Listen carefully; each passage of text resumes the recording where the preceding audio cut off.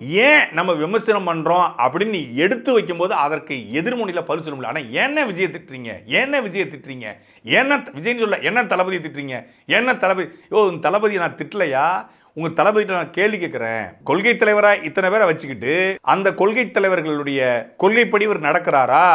இவருக்குன்னு என்ன கொள்கை இருக்கு? முதல் மாநாட்டில் ஏன் எம்ஜிஆர் அண்ணா இல்லை, ரெண்டாவது மாநாட்டில் ஏன் எம்ஜிஆர் அண்ணா வந்தாங்க?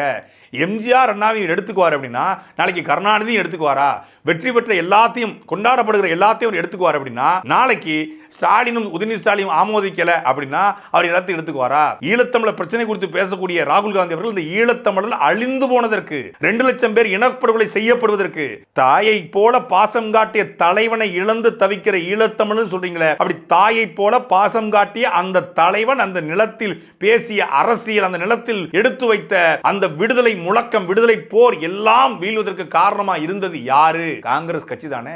இங்கிருந்து ஆயுதம் கொடுத்து, ரேடார் கொடுத்து, 1 லட்சம் கோடி வட்டி இல்லாத கடன் கொடுத்து இந்தியா விரும்பிய போரைத்தான் நாங்கள் நடத்தினோம் என்று அங்கிருக்கிற அத்தனை பேர் சொன்னானே, அந்த காங்கிரஸ் குறித்து ஒரு வார்த்தை கூட உங்க விஜய் பேச மறுக்கிறாரு ஏன் அப்படின்னு கேட்கிறோம். இது அவதூறா? கேள்வி.